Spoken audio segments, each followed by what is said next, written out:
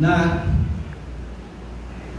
yun daw feeding of the 5,000 is hindi naman talaga pinadami ng Panginoon yung tinapay at yung isda.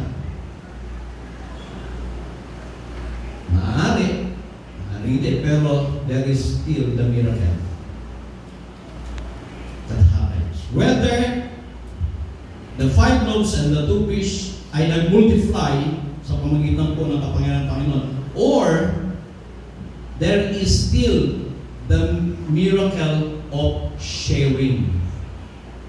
The miracle of sharing na nakita ng mga tao na yung bata ay nagdala, naghandog, nag-share, nag-offer ng kung ano ang meron siya na nagmulat sa mata at sa puso ng mga tao na naroon, na magbahagi din kung ano yung meron sila. And there comes the multiplication. The food is being multiplied dahil yung mga tao, mga tao na is nabuksan ang kanilang puso, nabuksan ang kanilang damdamin, at gusto rin nila na maging bahagi sa panahon ng pagkakas.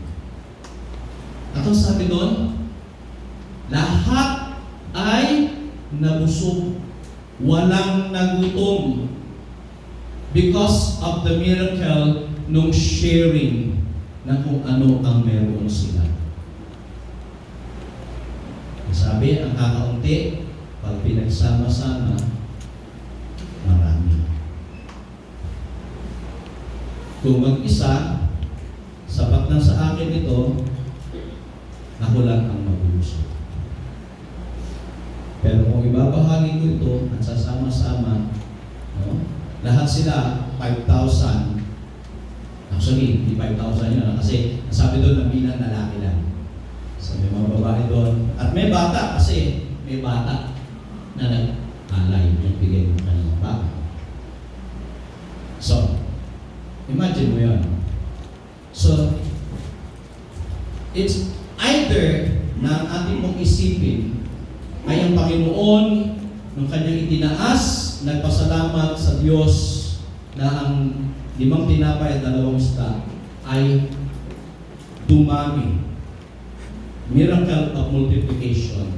Or sa pagtataas ng Panginoon ng kanyang pagpapasalamat doon sa kakaunting pagkain na yun, ay nabuksan ang isipan, ang damdamin ng mga taong naroon, at sila man ay nagtaas na rin ng kanilang mga baon at nagpasalamat. There is still the miracle of sharing. Na nagbigay para ang lahat ay makontento, lahat ay mabusog. Ang sabi doon, sumobra. So, bawat isa po sa atin ay magiging bahagi ng programa ng pagkilos, ministeryo ng Diyos, at tutugon po tayo sa kakayahan na meron po tayo. Magiging sapat at hihigit pa ang ating mga magiging pagkilos. Makakatugon sa mga pangangailangan, at ito ay sosobra pa.